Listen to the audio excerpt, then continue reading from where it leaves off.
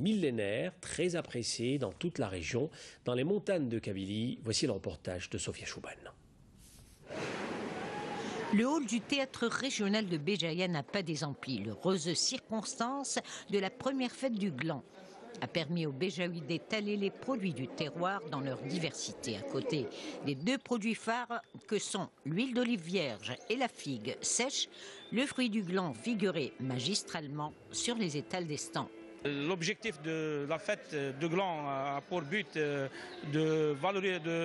mettre en valeur l'arbre du chêne et sa valorisation patrimoniale, historique, et culturelle, et touristique et économique. Grand Dieu, c'est comme il a été important pour nos aînés.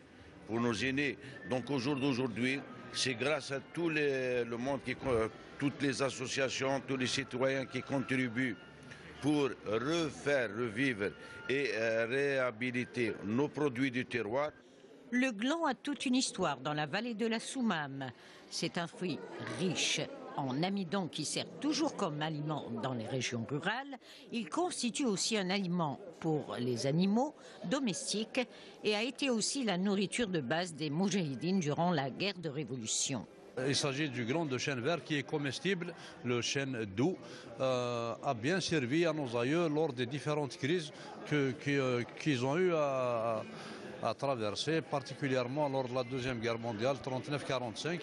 Nos grands-pères, nos mères et nos pères ont eu recours à cette espèce pour pouvoir subvenir à leurs besoins. Ils ont fait de la galette, du couscous et tout autre plat pour survivre.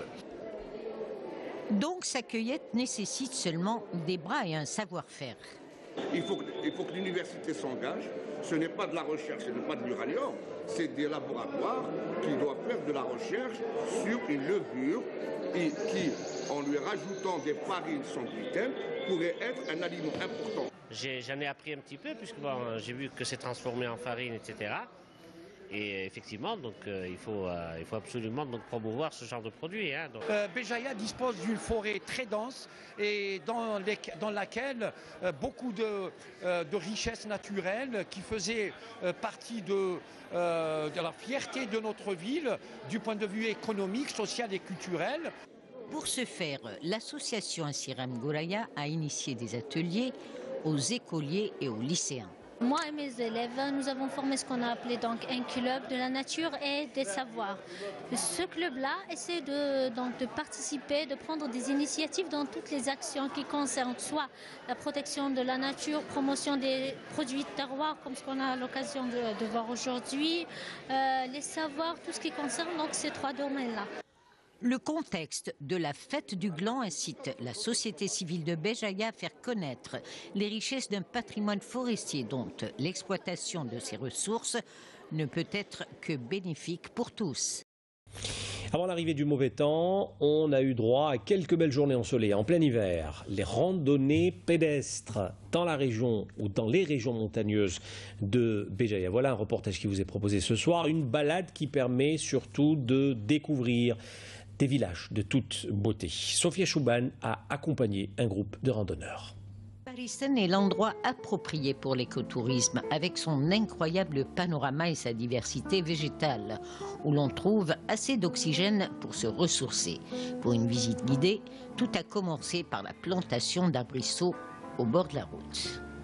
Aujourd'hui, nous sommes avec toutes les franges de la société, des écoliers, des jeunes, des associations, des administrations publiques, des autorités locales, tous ensemble pour une randonnée, pour découvrir ce village et pour donner une dimension stratégique à cette initiative qui est celle de valoriser une de nos ressources naturelles qui est disponible en quantité.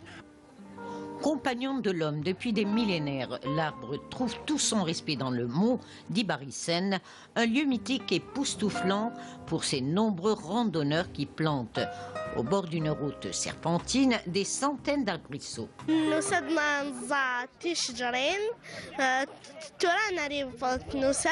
فاش ناري الجامع ودار باسكو سا لا فيت دو بلوط نغرسوا الاشجار اللي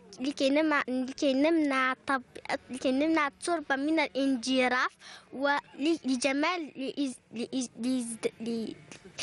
الطبيعه Dans un élan spontané, le groupe avance en hauteur, jusqu'à arriver au village troglodyte du vieux Ibarisen. C'est un village révolutionnaire qui a subi même des attaques. On a même des embuscades, des attaques, et même ce village il a été bombardé à 100% par les Français avec de napalm. Même Amirouche, il est venu dans notre maison. D'une valeur historico-culturelle ancestrale et non des moindres.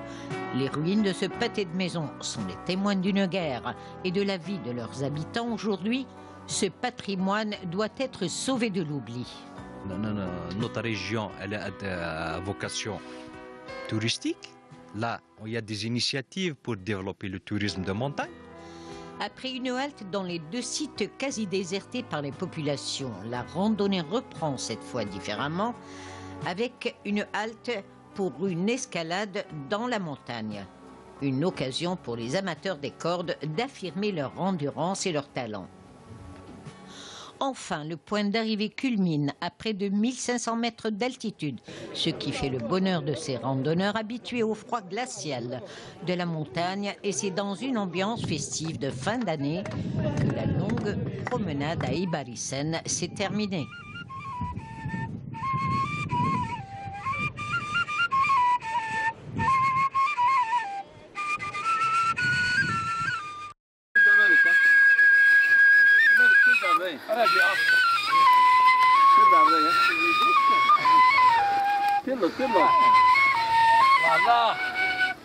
والله تحيا الجزائر.